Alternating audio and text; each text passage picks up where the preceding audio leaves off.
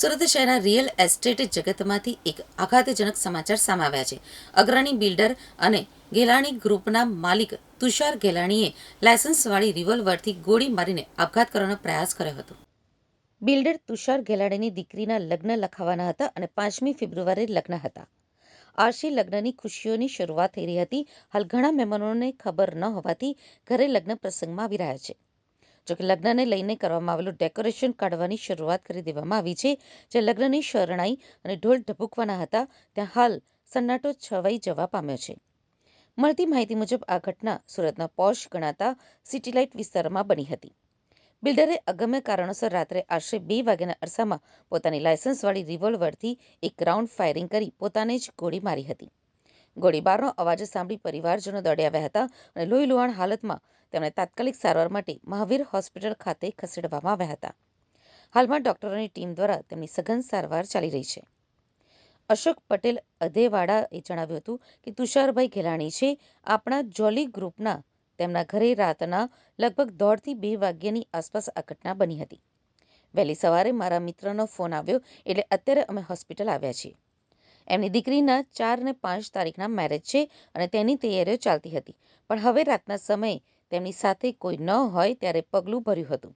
પણ હવે અમે આગળથી જે કોઈ પારિવારિક કે તુષારભાઈ સ્વસ્થ થાય જે કંઈ પણ માહિતી હશે એ આપને ચોક્કસ મીડિયા માધ્યમથી જણાવીશું.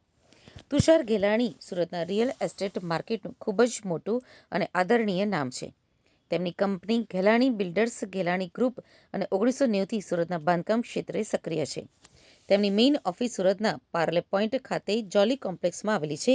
તે સુરતમાં આધુનિક આર્કિટેક્ચર અને લક્ઝુરિયસ રહેણાંક પ્રોજેક્ટ્સ બનાવવા માટે જાણીતા છે. બિલ્ડરની પુત્રીના લગ્ન 5મી ફેબ્રુઆરી હોવાથી ઘરમાં લગ્નની તડામાર તૈયારીઓ ચાલી રહી હતી. જે મહેમાનોની અવરજવર અને ખુશીઓનો માહોલ હોવો જોઈએ ત્યાં આ ઘટનાને પગલે પરિવાર અને બિલ્ડર આલમમાં સ્તબ્ધતા છવાઈ ગઈ છે. પ્રાથમિક દ્રષ્ટિએ તુષાર ગેલાણીએ આ પગલું ઘર કંકાસના કારણે ભર્યું હોવાની આશંકા સેવાઈ રહી છે. જોકે સત્તાવાર કારણ હજુ સુધી જાણી શકાયું નથી. હાલમાં તુષાર ગેલાણીની સ્થિતિ અત્યંત નાજુક હોવાનું જાણવા મળ્યું છે અને તેમને સુરતની મહાવીર હોસ્પિટલ ખાતે વેન્ટિલેટર ઉપર રાખવામાં આવ્યા છે. તબીબોના જણાવ્યા અનુસાર તેમની હાલત ખૂબ જ ગંભીર છે. વધુ સારવાર માટે તેમને સુરતથી એર એમ્બ્યુલન્સ મારફતે મુંબઈ લઈ જવાની શક્યતા પણ તપાસવામાં આવી રહી છે. આ ઘટનાની જાણ થતાં જ ઉમરા પોલીસનો કાફલો અને ઉચ્ચ પોલીસ અધિકારીઓ ઘટના સ્થળે પહોંચી ગયો છે અને હોસ્પિટલ પણ પહોંચ્યો છે. પોલીસે ગુનો નોંધીને રિવોલ્વર કબજે કરી છે અને આત્મહત્યાના પ્રયાસ પાછળનું સાચું કારણ જાણવા માટે પરિવારના સભ્યોની પૂછપરછ હાથ ધરી છે. આ સમાચારથી સુરતના બિલ્ડર લોબીમાં શોક અને ચિંતાની લહેર પ્રસરી ગઈ છે. ઘટનામાં મારા મિત્ર દ્વારા જે જાણ થઈ અને જે ઘટના બની દુઃખદ છે અને હાલમાં હું અહીંયા મહાવીર હોસ્પિટલ આવ્યો. તુષારભાઈની તબિયત સુધારા ઉપર છે. અમને ટ્રીટમેન્ટ શરૂ છે.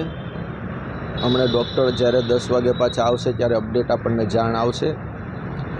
અને દીકરીના એમના મેરેજ હતા એની સંપૂર્ણ તૈયારી ચાલતી હતી.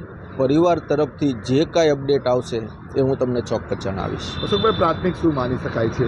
ના, અત્યારે હું કશું નહીં કહી શકું કારણ કે મારી પાસે સંપૂર્ણ અત્યારે હજી માહિતી આવી નથી. પારિવારિક માહિતી આપશે તો ચોક્કસ હું આપને મીડિયા માધ્યમથી સારા મિત્ર છો એમના, કોઈ લેતી દેતી? ના, ક્યારેય ના હોય. લેતી દેતી બાબતથી તુષારભાઈને ક્યારેય એવું અપડેટ હોય જ નહીં.